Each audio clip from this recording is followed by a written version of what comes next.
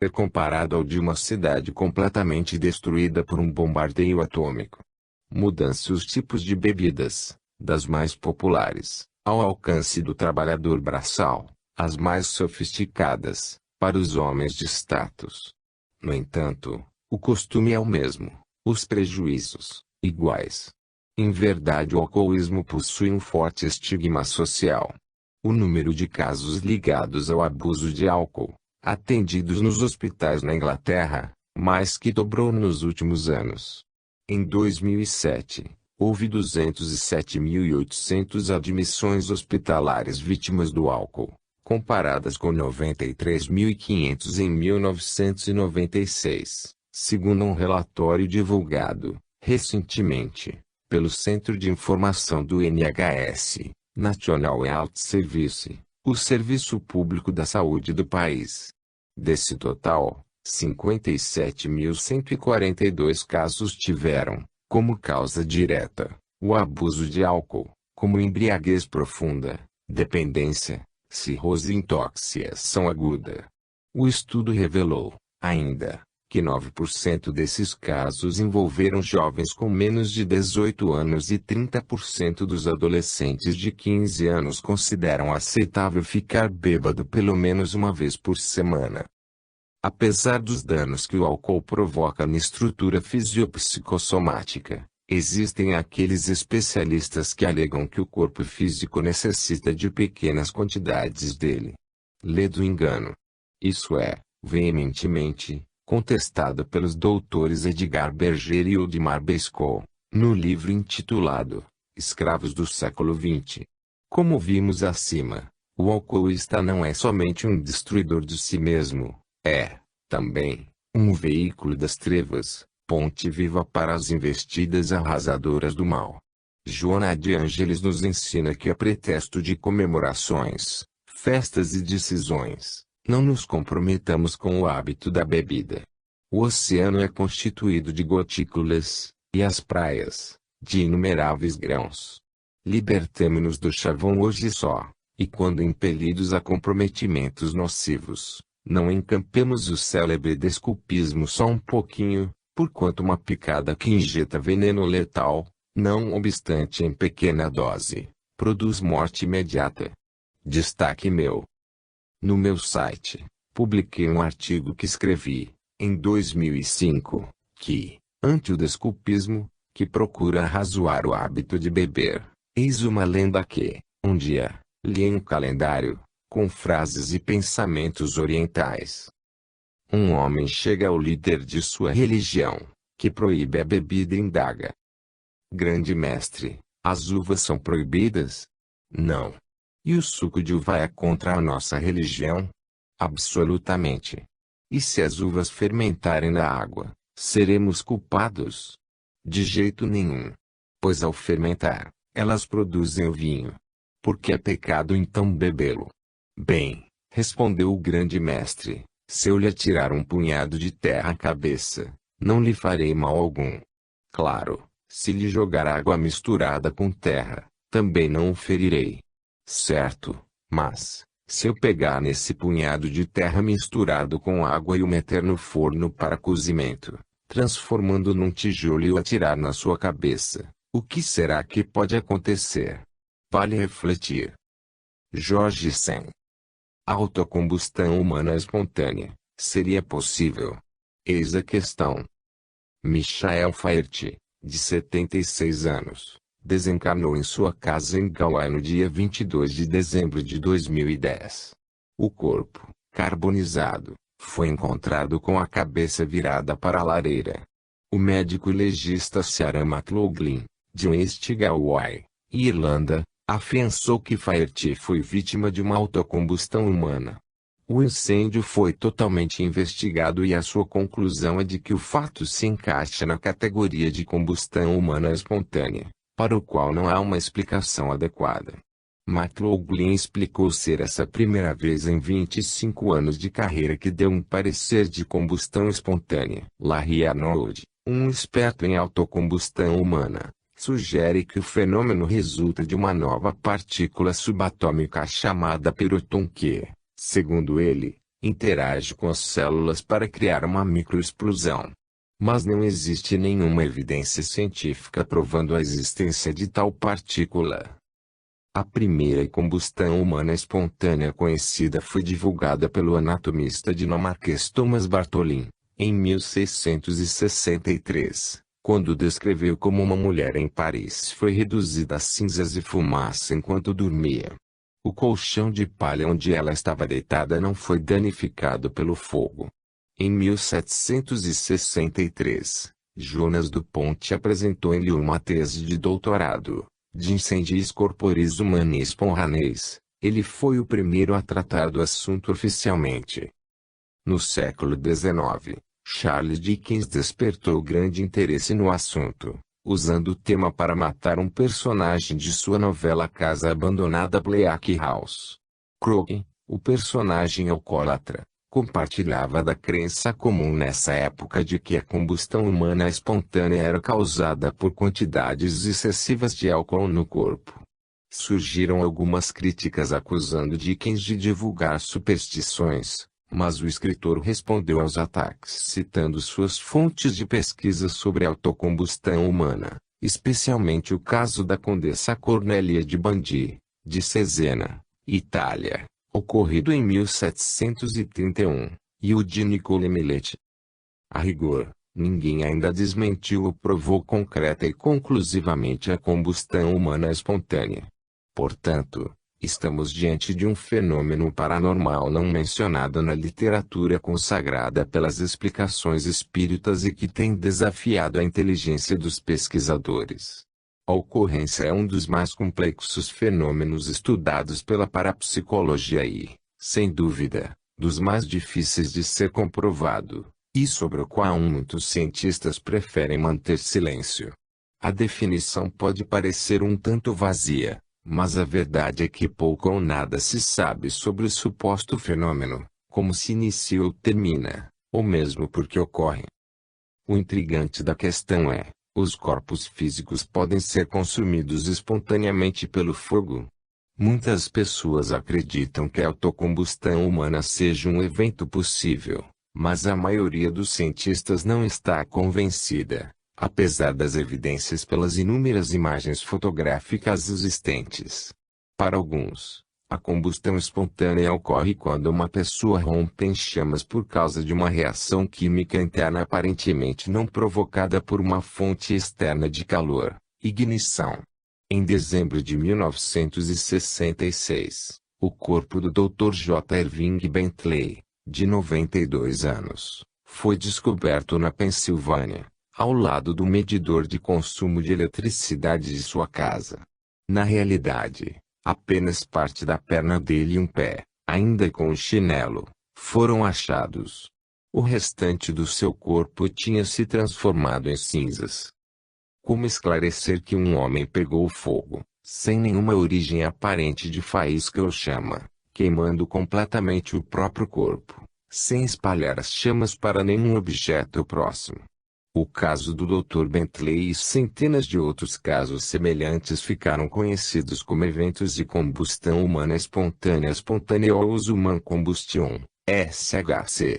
Embora ele e outras vítimas do fenômeno tenham sofrido combustão quase total, as redondezas de onde se encontravam, ou as próprias roupas, muitas vezes não sofriam dano algum.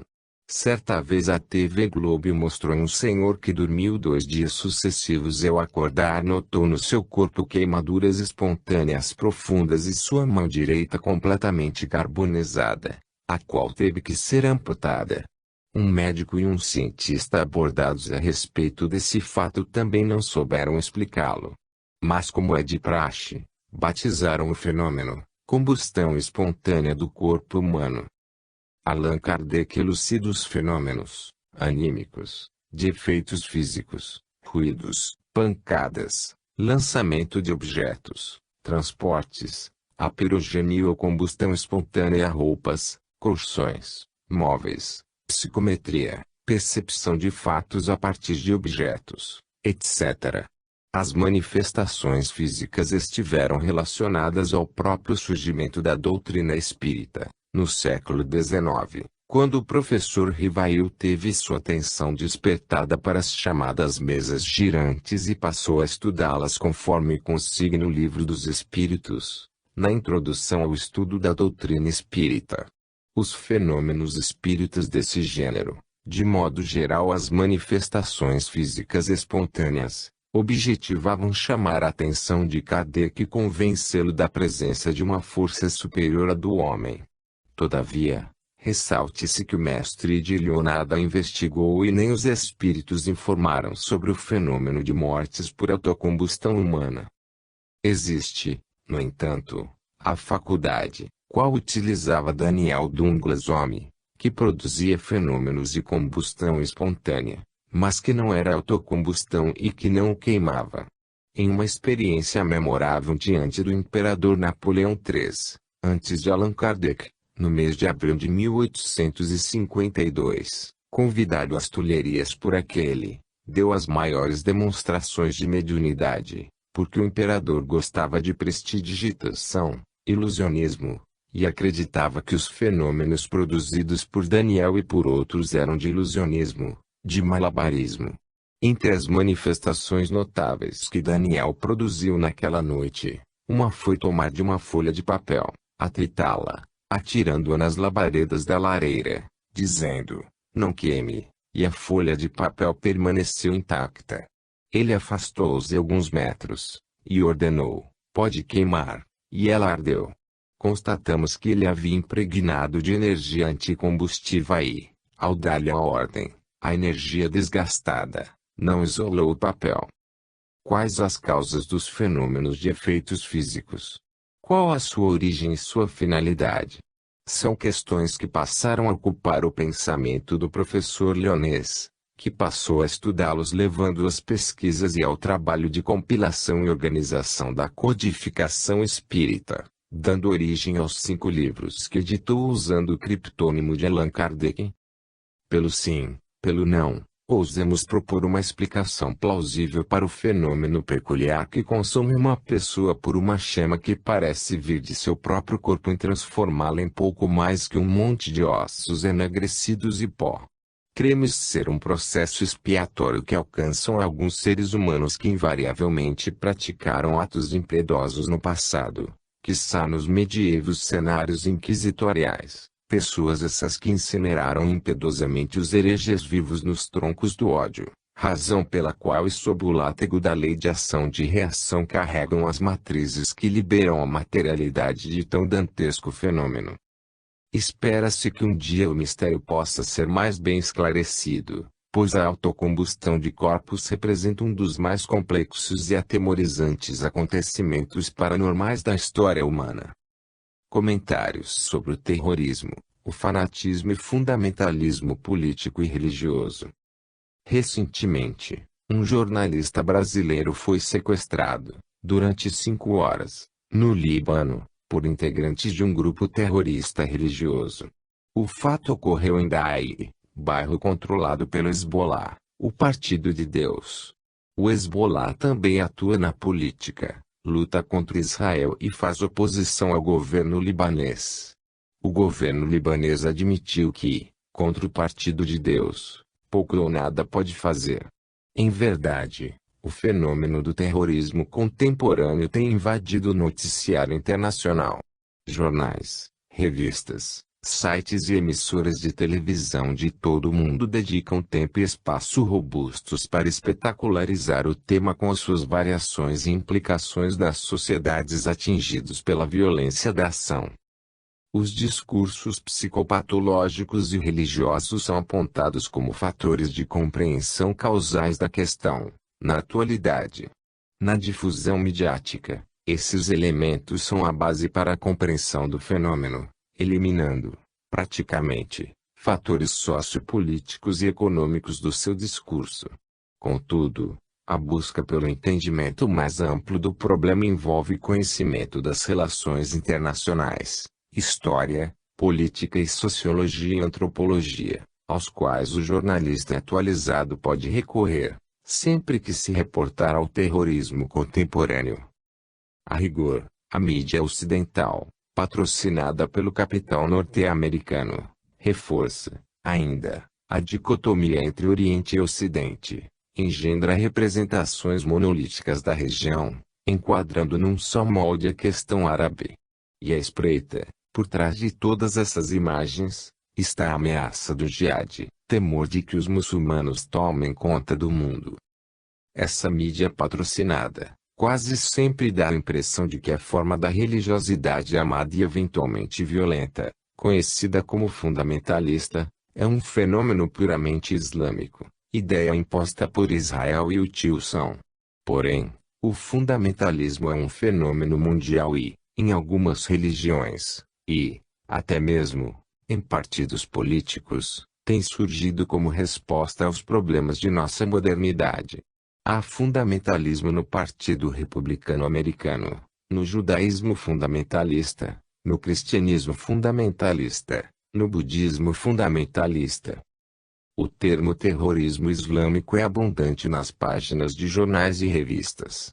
Reducionista, esta denominação não permite uma compreensão da complexidade que envolve o terrorismo, suas causas sociopolíticas, e deixa implícito que o problema do terrorismo está na religião, portanto, em todo o muçulmano, quando na realidade é um recurso de pequenos grupos que fazem uma leitura extremista da religião ou de partidos políticos. Analisemos o tema sob o aspecto abrangente do fanatismo, termo que vem do latim fanaticus, que quer dizer o que pertence a um templo, fanum. O fanático ocupa o lugar de escravo diante do Senhor absoluto, que pode ser uma divindade, um líder mundano, uma causa suprema ou uma fé cega. A intolerância e a incapacidade de conviver com os diferentes estão na gênese desse processo. Enquanto não enfrentarmos nosso medo, nosso temor e nosso horror pela diferença e pela alteridade, pelos múltiplos e heterogêneos outros, em nós e fora de nós, permaneceremos reféns da lógica do terror e de suas múltiplas falácias. O fanatismo é alimentado por um sistema de crenças totalitárias e primitivas, que tem por escopo agradar a um líder supremo empenhado na luta contra o mal. O fanático crê, cegamente, que pode exorcizar pessoas e coisas, supostamente possuídas pelo demônio, combater as forças do mal ou salvar a humanidade do caos. Define o dicionário de língua portuguesa que fanatismo é o culto excessivo de alguém ou de alguma coisa, zelo religioso excessivo, paixão política, intolerância, sectarismo, exaltação exagerada, faccionismo, dedicação excessiva. Os sintomas do fanatismo, em grupo, são orações, privações, peregrinações, jejum, discursos monológicos e martírios, que podem terminar com o sacrifício da própria vida, visando salvar o mundo das trevas ou do que ele entende ser o mal. O fanático se preocupa mais frequentemente com os outros, do que com ele mesmo. Ele quer salvar a alma dos outros, livrá-los do pecado, abrir seus olhos, modificar seus hábitos alimentares, etc., pelo simples fato que ele não tem muita personalidade ou nenhuma personalidade. O fanático pode tornar-se um ser potencialmente explosivo, sobretudo, se o fanatismo se combinar com uma inteligência tecnologicamente preparada. Fanático inteligente é um perigo para a civilização. O terrorismo, por exemplo, que atua com a única meta de destruir inimigos aleatórios, é realizado por indivíduos fanáticos, cuja inteligência é instrumentada, apenas, para essa finalidade. Para o terrorismo sustentado no fanatismo, os inocentes devem pagar pelos inimigos, a destruição deve ser a única linguagem possível. O fanatismo parece surgir de uma estrutura psicótica. O fato do sujeito se ver como o único que está no lugar de certeza absoluta, de ter sido escolhido por Deus para uma missão qualquer, já constitui sintoma suficiente para muitos psiquiatras diagnosticarem, aí, uma loucura ou psicose.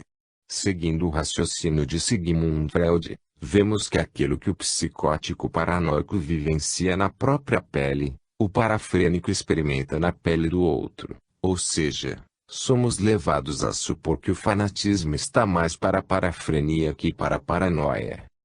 O fanatismo é a intolerância extrema para com os diferentes. Um evangélico fanático é incapaz de diálogo e respeito para com um católico ou um budista e vice-versa. Um fanático de direita não quer diálogo com os de esquerda e este com aquele. Organizações como a Ku Klux Klan são intolerantes, igualmente, com negros adultos, mulheres e crianças.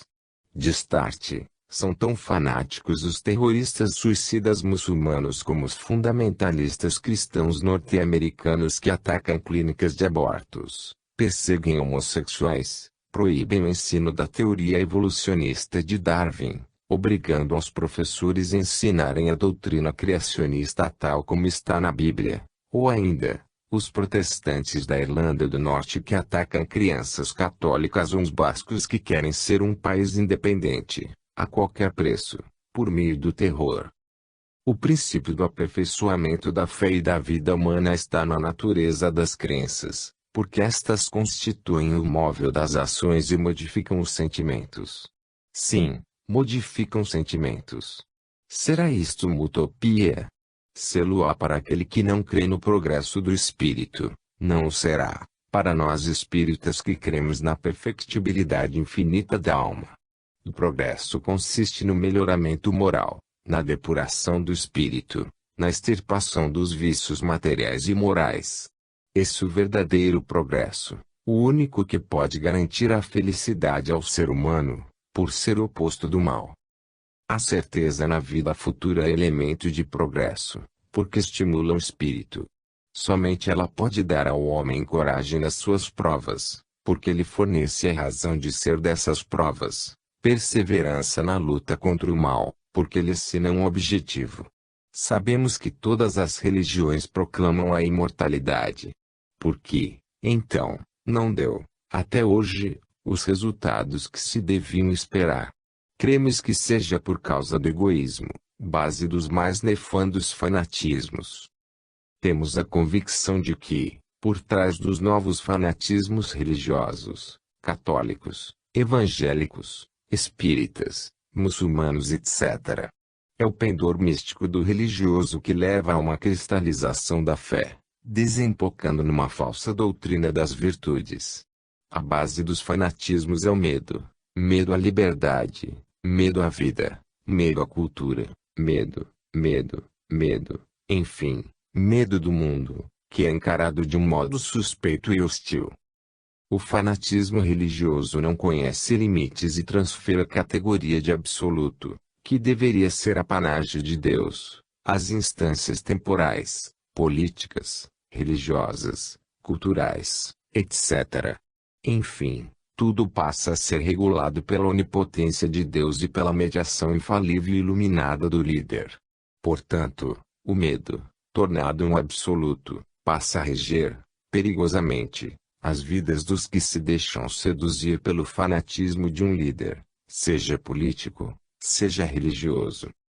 A doutrina espírita nos faz entender quem somos, efetivamente, quem realmente é o ser humano em sua vocação e circunstância, visão que possibilita, por sua vez, a compreensão e a vivência de uma vida social, moralmente correta, a partir da qual podemos julgar com retidão se determinadas atitudes e ideias propostas por grupos políticos ou religiosos correspondem àquilo que o próprio Criador espera de nós.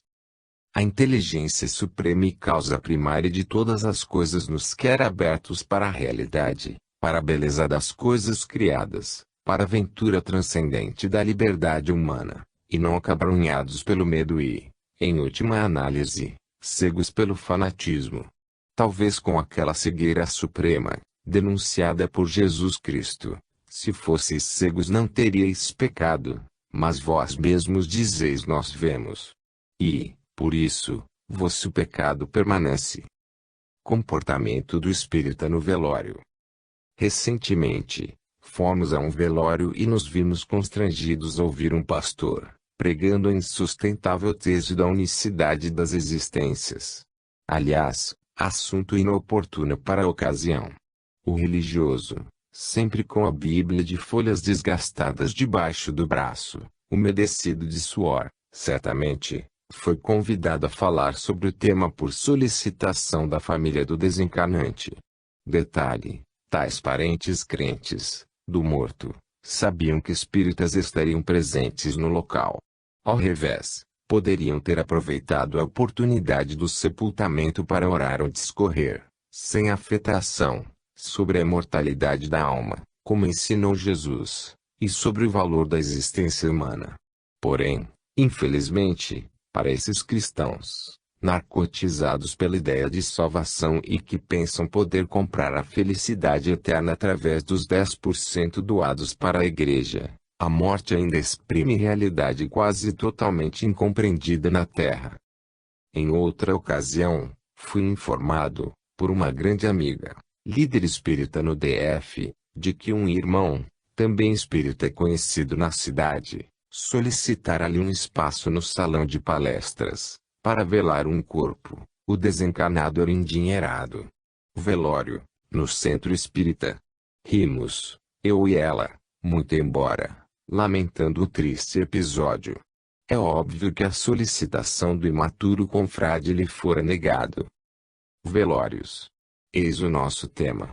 Essa celebração se desviou, e muito, do sentido religioso, pois, acima das emoções justificáveis, por parte dos parentes e amigos, ostenta-se um funeral por despesas excessivas com flores, santinhos, escapulários, velas. O uso de velas não tem valia para o espírita, pois só imprime um aspecto mais lúgubre à morte, etc., etc.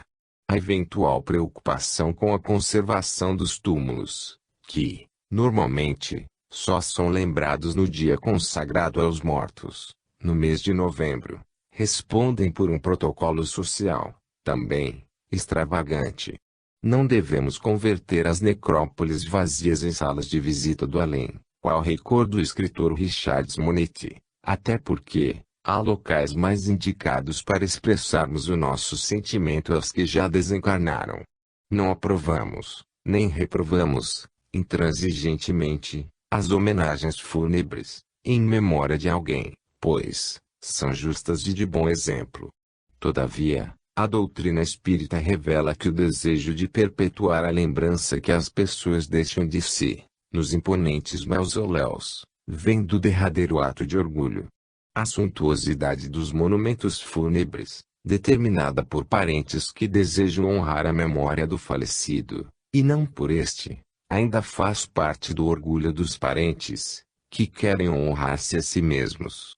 Nem sempre é pelo morto que se fazem todas essas demonstrações, mas por amor próprio, por consideração ao mundo e para exibição de riqueza.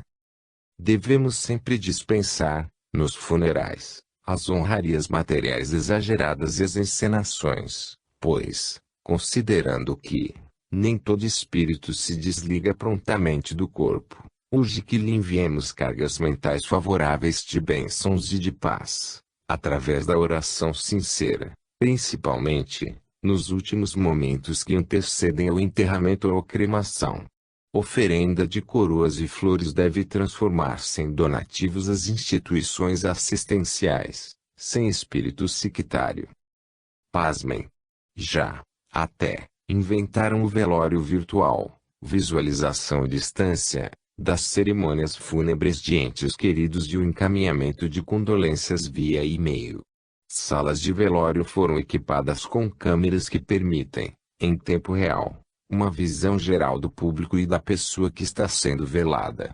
Nesses casos, parentes e amigos podem enviar as mensagens de condolências para a família por meio de um link por site que oferece técnicas de preparação de corpos como a tanatoplastia e a necromaquiagem, além de produtos como urnas, mantos, vestuário, etc.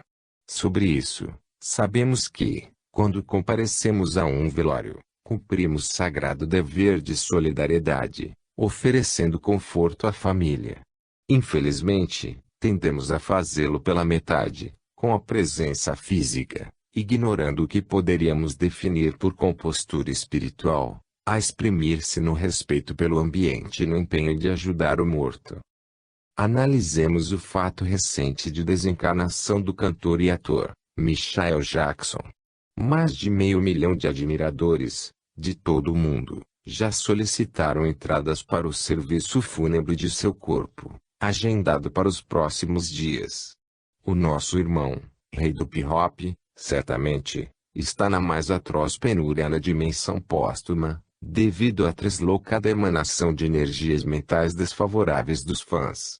Em razão disso, admitimos que, nesse caso, felizes são os obscuros indigentes, porque são velados nas câmeras dos institutos médico-legais, posto que o velório e o sepultamento são, quase sempre, mais um motivo de sofrimento para o desencarnante. É óbvio que as preces, pelos espíritos que acabam de deixar a Terra, têm por fim, não apenas, proporcionar-lhes uma prova de simpatia, mas, sobretudo, ajudá-los a se libertarem das ligações terrenas, abreviando a perturbação que, normalmente, ocorre após a separação do corpo, e tornando mais tranquilo o seu despertar.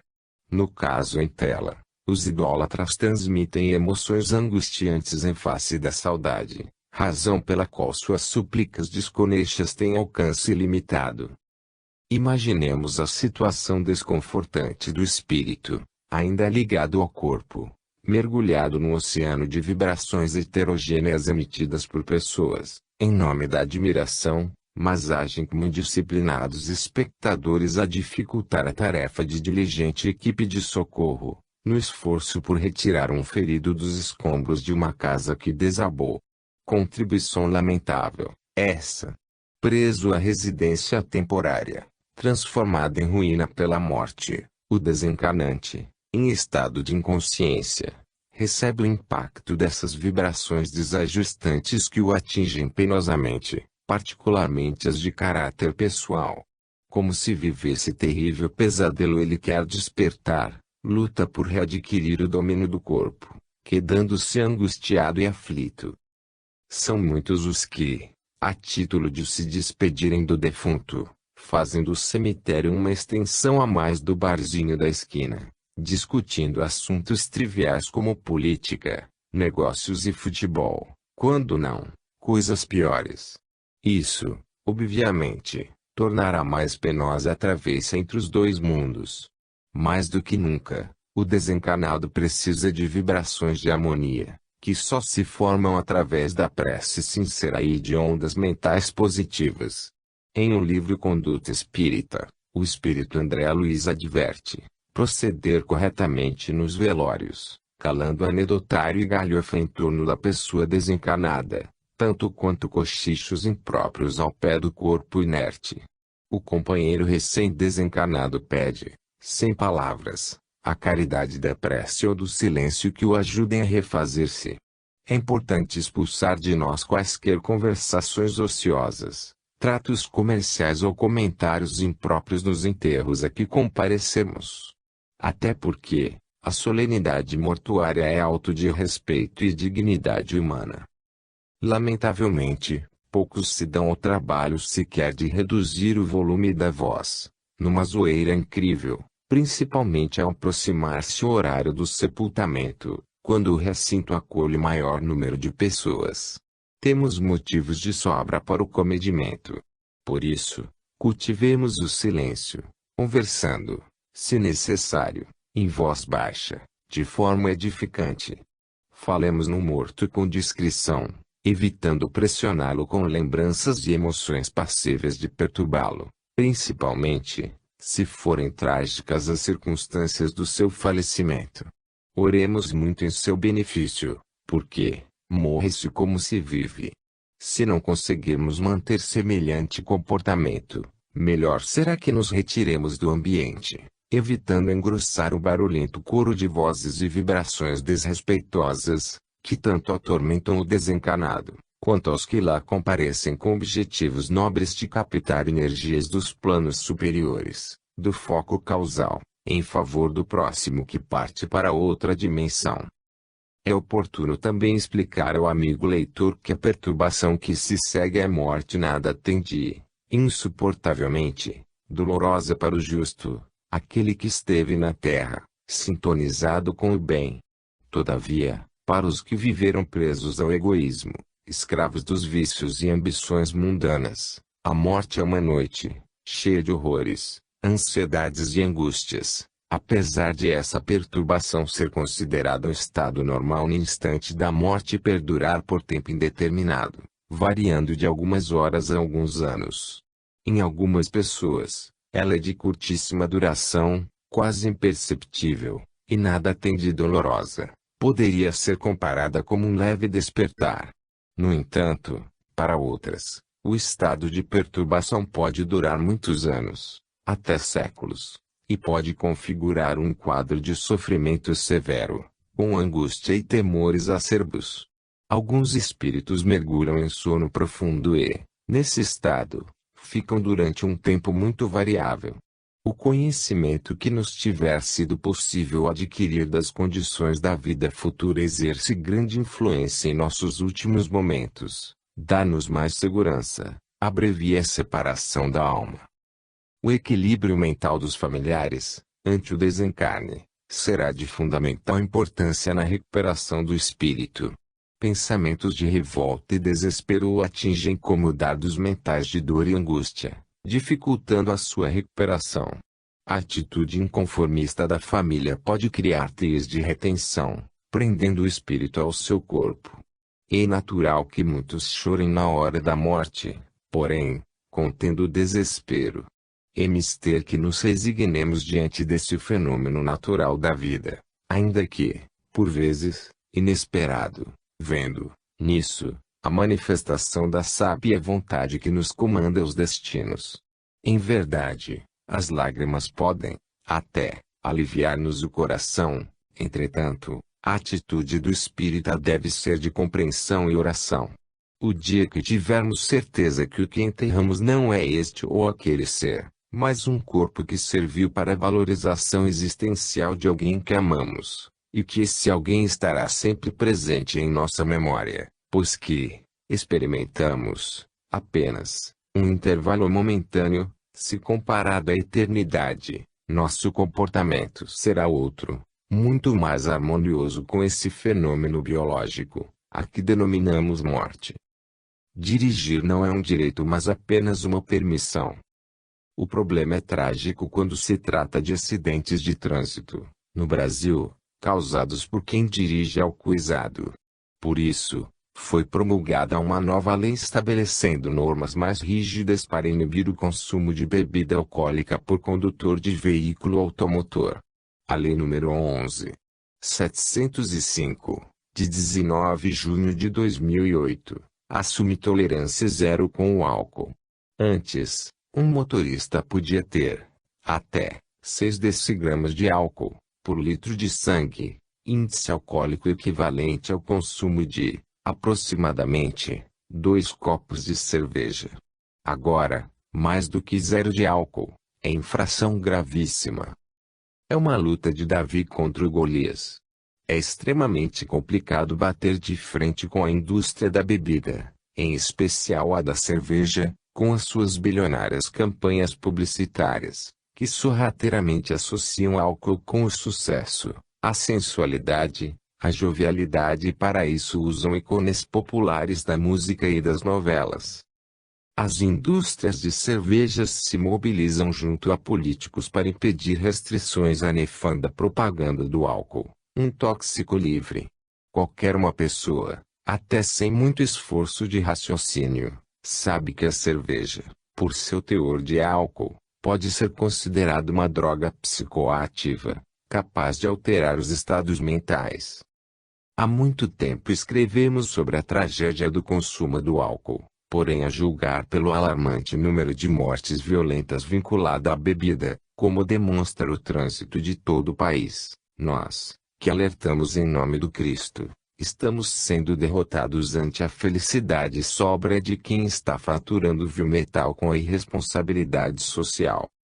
Em verdade, por trás da tragédia do consumo do álcool, sabemos que o alcoolismo é um dos mais sérios problemas médico-sociais do mundo contemporâneo. Os especialistas se esforçam em buscar as causas prováveis da questão, e, dentre muitos outros fatores, destacam a gigantesca influência da propaganda bem produzida, veiculada pela mídia, especialmente na televisão. Há estudos repletos de dados apontando que considerável parcela dos crimes está associada ao consumo de álcool, fator responsável por atropelamentos, homicídios e violências domésticas, entre muitos outros delitos. Para fugir da punição, alguns defendem a tese de que ninguém, pela legislação brasileira, é obrigado a produzir prova contra si mesmo. No entanto, para o trânsito, as regras são outras, e quem as desobedecer estará sujeito às sanções penais cabíveis. Logo, prudente é que ninguém se recuse a fazer o teste de alcoolemia com o bafômetro sob quaisquer justificativas. Dirigir não é um direito, mas uma permissão do poder público, concedida apenas a quem se habilita e segue determinadas regras. Concordamos, plenamente, que dirigir seja, apenas, uma permissão. Logo, ou nos submetemos aos ditames das normas ou deixamos que outros dirijam por nós, o que é mais sensato. De acordo com o art. 306 da lei, o condutor de veículo que apresentar teor de álcool, igual ou superior a 6 decigramas por litro de sangue, é enquadrado como criminoso de trânsito.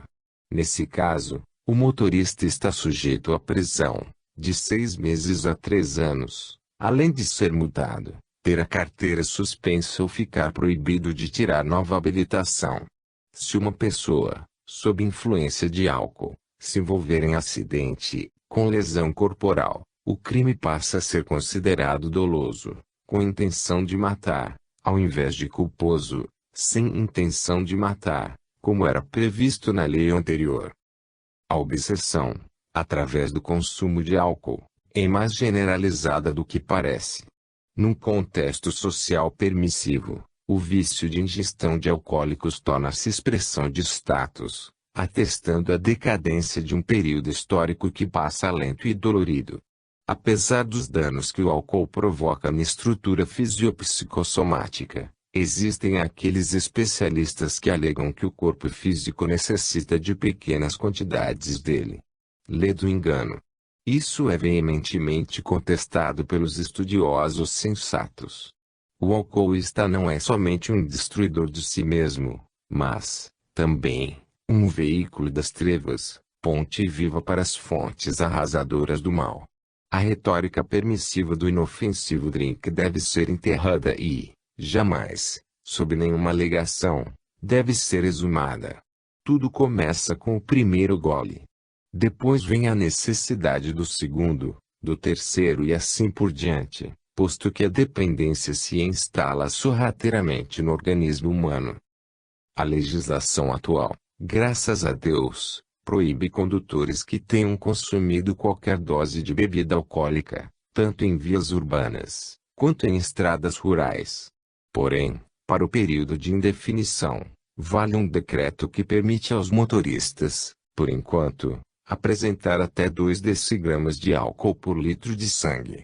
Isso é o equivalente a um cálice de vinho para uma pessoa de 80 quilos. Uma taça de vinho significa um teor alcoólico, de 2 a 3 decigramas por litro de sangue, o que configura infração, mesmo com a margem de tolerância que vai valer nos primeiros tempos da lei. O que nos envergonha é que a própria família incentiva o consumo de alcoólicos. O número de jovens que dirigem sob a influência do álcool é surpreendente, conforme nos revelam as pesquisas. Os jovens, de hoje, têm grande dificuldade em lidar com limites, e, por essa razão, a faixa etária dos que abusam do álcool diminuiu. Há 10 anos, o alcoólatra de 40 anos começava a beber aos 17 ou 18 anos. Hoje, aos 12 ou 13. Isso significa que, daqui uma década, teremos alcoólatras graves de, apenas, 35 anos, no auge da vida produtiva. É pertinente dizer que, se a pessoa beber 2 chopes, a presença do álcool vai ser detectada pelo bafômetro, de 3 a 6 horas, depois do consumo. Quantidades maiores podem ser registradas, até 12 horas, após a ingestão. Nada adianta driblar o agente de trânsito ou bafômetro, com velhas e conhecidas artimanhas, como, por exemplo, tomar café, banho frio ou correr. Nada tira o efeito do álcool. Para isso, o único jeito é esperar que as horas passem ou não beber coisa alguma. O adolescente se expõe, hoje, muito mais às hipnoses das bebidas da moda. Está se formando uma geração de dependência do álcool. Além de comprometer a saúde, há os riscos por dirigir embriagado. A violência explícita e os traumatismos decorrentes de acidentes, por abuso do álcool, é consequência. Existem mais de 100 mil alcoolistas só em Brasília e boa porcentagem desse universo é constituído de jovens com menos de 17 anos de idade. Atualmente, o alcoolismo é o mais importante problema de saúde pública no Brasil. O ideal é que não haja, na face da terra, pessoas consumindo alcoólicos. Isso é possível, desde que queiram livrar-se desse mal. Para se adaptarem aos processos da educação, necessitam do esforço continuado, disciplina. Todas as conquistas do espírito se efetuam na base de lições vivificadas. O homem não se conserva no vício, senão porque quer permanecer nele. Aquele que queira corrigir-se sempre encontrará recursos para se libertar dessa condição inferior.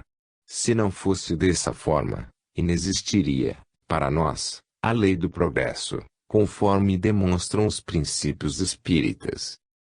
Fatalidade e destino, uma ligeira reflexão sobre a lei de causa e efeito.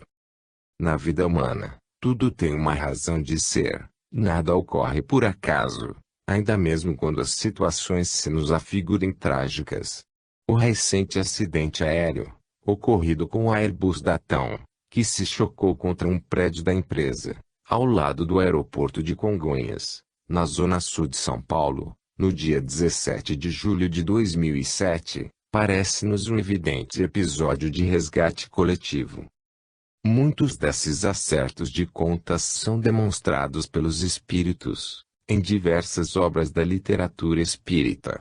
André Luiz narra um desastre aéreo, em que o piloto, confuso pelo denso nevoeiro, não pôde evitar o choque da grande aeronave, espatifando-se contra a montanha. Neste caso, um instrutor espiritual comenta que as vítimas certamente cometeram faltas em outras épocas, atirando irmãos indefesos da parte superior de torres altíssimas para que seus corpos se espatifassem no chão, suicidas que lançaram-se de altos picos ou edifícios, que por enquanto só encontraram recursos em tão angustiante episódio para transformarem a própria situação. Quanto aos parentes mais próximos das vítimas, como inseri-los no contexto dos fatos? Pela lógica da vida, eles, os parentes, sobretudo os pais, muitas vezes, foram cúmplices de delitos lamentáveis no passado, e, por isso, necessitam passar por essas penas, entronizando-se, aqui, a ideia de que o acaso não existe na concepção espírita. Como entender a magnanimidade da bondade de Deus e o ensinamento do Cristo, ante as mortes coletivas, ocorridas em 1961, naquele patético incêndio do Gran Circus norte-americano, em Niterói? Como compreender os óbitos registrados no terremoto que atingiu a cidade histórica de Bam, no Irã, no final de 2003? Como explicar o acidente com o Boeing da Flash Airlines, que ocorreu no Egito, provocando a morte de 148 pessoas que estavam a bordo daquela aeronave, em 3 de janeiro de 2004? Qual o significado dos que foram tragados pelas águas do tsunami, tragédia, cujas dimensões deixaram o mundo inteiro consternado? O que pensar, ainda, sobre o naufrágio do Titanic, transatlântico que transportava cerca de 2.200 pessoas? O que dizer das quase 3.000 vítimas decorrentes do ataque às Torres Gêmeas do World Trade Center, em Nova York, a 11 de setembro de 2001? Como interpretar esses destinos? Para as tragédias coletivas, somente o Espiritismo tem as respostas lógicas, profundas e claras, que explicam, esclarecem e, por via de consequência, consolam os corações humanos, perante os ressaibos amargosos dessas situações. O fato é que nós criamos a culpa, e nós mesmos formatamos os processos para extinguir os efeitos. Ante as situações trágicas da Terra, o ser humano adquire mais experiência e mais energias iluminativas no cérebro e no coração, para defender-se e valorizar cada instante de sua vida. Com as verdades reveladas pelo Espiritismo, compreende-se, hoje, a justiça das provações, entendendo-as como sendo uma amortização de débitos de vidas pregressas.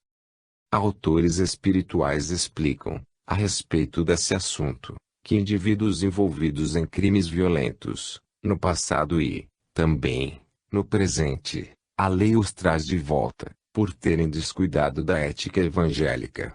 Retornam e se agrupam em determinado tempo e local, sofrendo mortes acidentais de várias naturezas, inclusive nas calamidades naturais.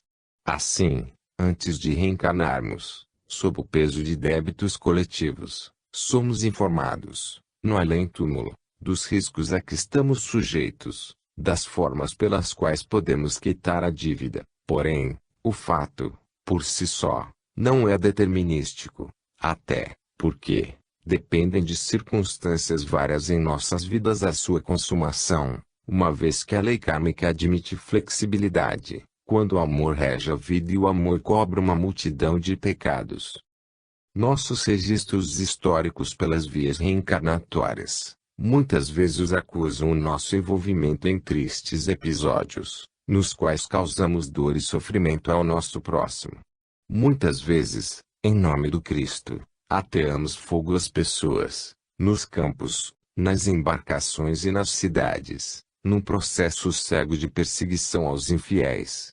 Com o tempo, ante os açoites da consciência, deparando-nos com o remorso, rogamos o retorno à Terra pelo renascimento físico, com prévia programação, para desencarnação coletiva, em dolorosas experiências de incêndios, afogamentos e outras tantas situações traumáticas para aliviar o tormento que nos comprime a mente. Ao reencarnarmos, atraídos por uma força magnética, sintonia vibratória, consequente dos crimes praticados coletivamente, reunimos-nos circunstancialmente e, por meio de situações drásticas, colhemos o mesmo mal que perpetramos contra nossas vítimas indefesas de antanho. Portanto, as faltas coletivamente cometidas pelas pessoas, que retornam à vida física, são expiadas solidariamente, em razão dos vínculos espirituais entre elas existentes. Destarte, explica Emmanuel, na provação coletiva verifica-se a convocação dos espíritos encarnados, participantes do mesmo débito, com referência ao passado delituoso e obscuro. O mecanismo da justiça, na lei das compensações, funciona então espontaneamente, através dos prepostos do Cristo, que convocam os comparsas na dívida do pretérito para os resgates em comum, razão por que, muitas vezes, intitulais, doloroso acaso, as circunstâncias que reúnem as criaturas mais díspares no mesmo acidente, que lhes ocasiona a morte do corpo físico ou as mais variadas mutilações, no quadro dos seus compromissos individuais. Embora muitos acidentes nos comovam profundamente, seriam as tragédias suficientes para o resgate de crimes cruéis praticados no pretérito remoto. Estamos convencidos de que não, muito embora as situações, como essa vivenciada no dia 17 de julho de 2007, nos levam a questionar, como, por exemplo, por que esses acontecimentos funestos que despertam tanta compaixão? Seria uma fatalidade? Coisa do destino? Que conceitos estão nos desenhos semânticos dessas palavras?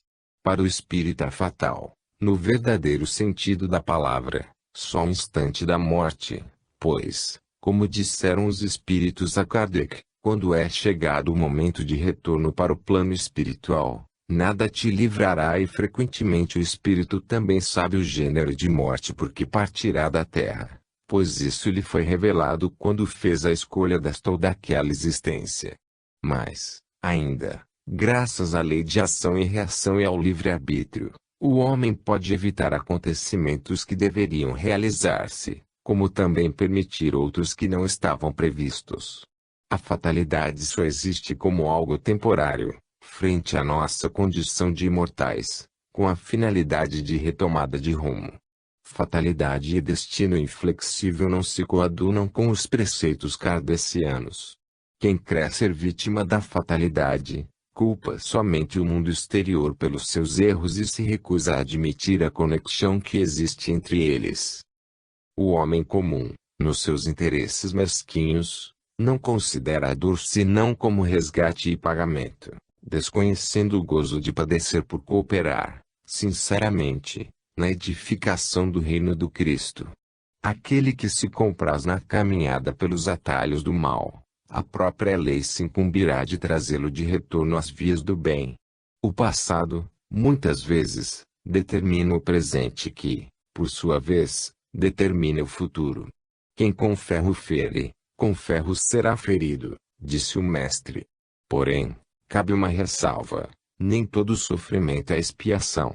No item 9, capítulo V, de O Evangelho segundo o Espiritismo, Allan Kardec assinala: não se deve crer, entretanto, que todo sofrimento por que se passa neste mundo seja, necessariamente, o indício de uma determinada falta. Trata-se, frequentemente, de simples provas escolhidas pelo Espírito para sua purificação, para acelerar o seu adiantamento. São claras as palavras do codificador. Não estão corretos aqueles que generalizam e afirmam que todo sofrimento é resultado de erros praticados no passado. O desenvolvimento das potencialidades, a subida evolutiva, requer trabalho, esforço, superar desafios. Neste caso é a provação, e não a expiação, ou seja, são as tarefas a que o espírito se submete, a seu próprio pedido, com vistas ao seu progresso, à conquista de um futuro melhor. Dentro do princípio de causa e efeito, quem, em conjunto com outras pessoas, agrediu o próximo não teria que ressarcir o débito em conjunto. É esse o chamado karma coletivo. Toda ação que praticamos, boa ou má, recebemos de volta. Nosso passado determina nosso presente não existindo, pois, favoritismos, predestinações ou arbítrios divinos. A doutrina espírita não prega o fatalismo nem o conformismo cego diante das tragédias da vida, mesmo das chamadas tragédias coletivas. O que o espiritismo ensina é que a lei é uma só. Para cada ação que praticamos, colheremos a reação. O importante para os que ficam por aqui, na Terra, para que tenham o avanço espiritual devido, e não falir pela lamentação, pela revolta, pois as grandes provas são quase sempre um indício de um fim de sofrimento e de aperfeiçoamento do espírito, desde que sejam aceitas por amor a Deus. Diante do exposto, afirmamos que a função da dor é ampliar horizontes, para realmente vislumbrarmos os concretos caminhos amorosos do equilíbrio. Por isto, diante dos compromissos kármicos, em expiações coletivas ou individuais, lembremos-nos sempre de que a finalidade da lei de Deus é a perfeição do espírito, e que estamos, a cada dia, caminhando nesta destinação, onde o nosso esforço pessoal e a busca da paz estarão agindo a nosso favor, minimizando ao máximo o peso dos débitos do ontem. Juventude e os dramas existenciais. Aquele dentre vós que estiver sem pecado, atire a primeira pedra. Sabemos que há problemas sociais horripilantes acontecendo, diariamente, na face da terra e que nem nos chegam ao conhecimento. Ao contrário, quando, através da mídia, assistimos aos programas de telejornalismo, sentimos-nos extremamente aterrorizados diante dos dramas, das tragédias e das dores acérrimas que irmãos nossos vivenciam. Ao mesmo tempo, sentimos-nos impotentes, quanto a prestar solidariedade e socorro às vítimas, restando-nos rogar a Deus por elas. Constrangeu-nos ler a notícia, publicada no jornal Correio Brasiliense, de 28 de março de 2008, em que a mãe de uma adolescente fez denúncia sobre uma festa de orgia sexual, na qual sua filha, de apenas 13 anos, aparece em cenas de plena atividade.